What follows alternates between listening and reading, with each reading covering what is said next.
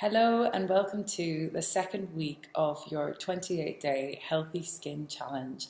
And this week we will be discussing the phase of conditioning. And conditioning relates to some of the things within the structure of your skin that we can actually improve upon and help overall make your skin behave and feel and look better.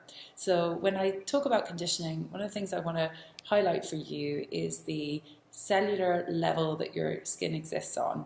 And we all know that the skin has phenomenal properties. One of the things that I admire the most is the way that you can actually spring your skin out of shape and then it sort of pops back in to place. And this has a lot to do with what we know as the extracellular matrix. So your skin's just like a bricked wall, and if you think about the skin cells as being the bricks and the other components of your skin, including the extracellular matrix, as being like the cement in between your skin cells.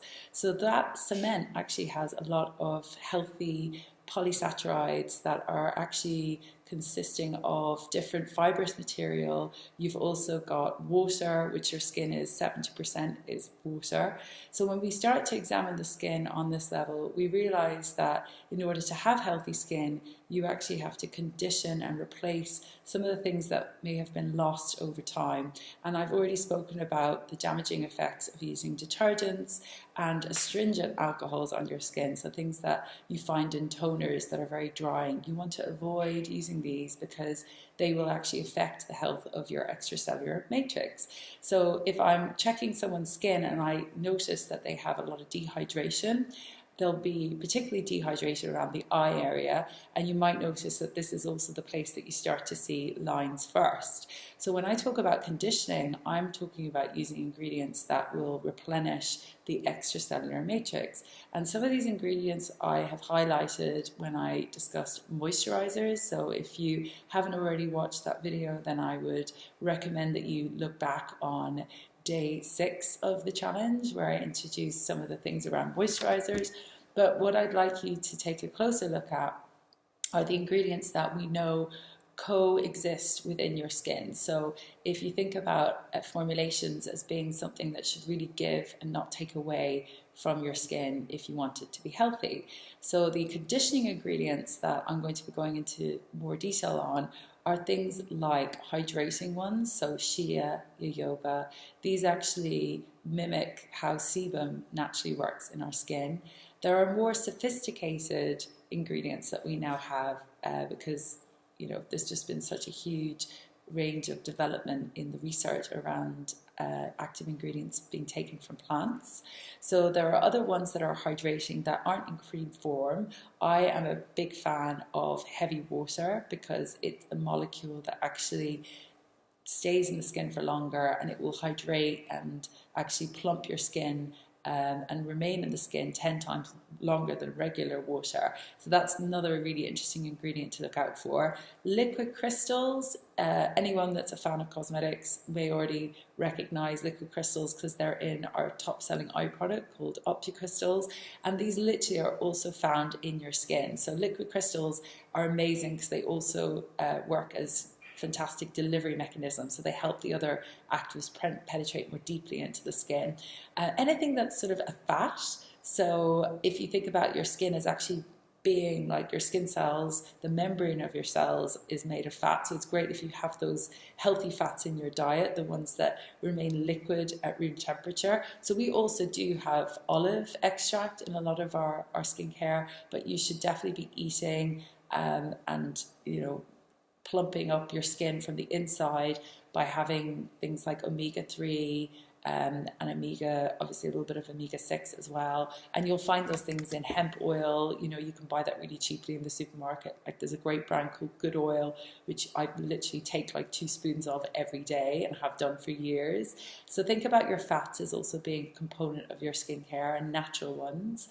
And then we'll start to look a little bit closer at some of the water retaining. So these are ingredients that actually improve how your gags work. And you might think that the name gag is a bit strange, and it is, but I'm not talking about gagging. I'm talking about these cells that are called gags, and they are responsible for retaining 10 times the amount of water in your skin. So if your gags are healthy, your skin is also going to feel and look more plump.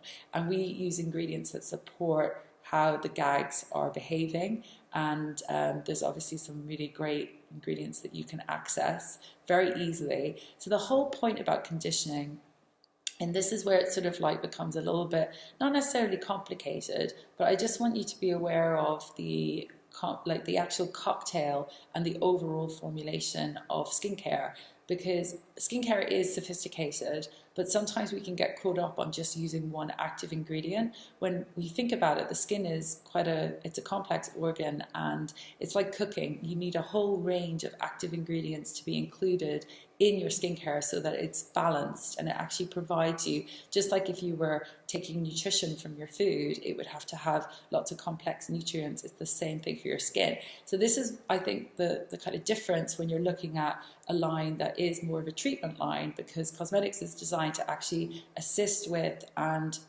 deliver all those benefits in one product. So it makes it easier for you to use at home, and it allows you to have the convenience of saving time, because you don't have to put on multiple products in any one go. There's just no more than 4 steps. So when I'm looking at a conditioning phase, I am being very selective around what a person is using morning and night, because I don't want to either overload their skin with too many of one category of ingredient. I want to get the whole complex of what I like to refer to as skin fertilizers into their routine. And this is before we start stimulating and repairing the skin with vitamin A. This is really giving the skin that support in its extracellular matrix, like what's going on outside of the cell, not just inside of it. So I'll post some little graphics for you to just get a better idea of the technical aspects of what conditioning involves. But if you have any questions around your moisturizers in particular, I'd really love to hear from you, because I think this is a big topic, and conditioning can be done over the course of your lifetime. If you already have a sensitized, damaged skin, then it's going to take you some time to actually condition it before you start to run that marathon and really get into stimulating new cells, new collagen, new elastin. We're really building on this foundation. So there are things that need to be eliminated from your routine, things that sort of strip the skin, and I've already highlighted those ingredients. But remember, there are amazing ingredients that you can nourish your skin with. And in particular, some of the things that I've more and more become a fan of, which I wasn't before, are these oils. Now, I'm not talking about face oils that, are just like vitamin E. These are really sophisticated oils that in the past would have been used by dermatologists that were actually more aware of, like, even things like Ayurvedic, and they're really now, I think, coming into their own. And as I said, I know there's lots of ingredients that people are using, especially in face oils, but where I wouldn't have been a supporter of face oils, like the old traditional type of face oils, coming into the new generation of face oils, I've definitely seen some amazing products, and I think they are active and they're very, very beneficial to the skin. So I'm just going to leave you with that thought, and I will be back in part 2 with the actual products that I recommend for using in order to condition your skin. See you again.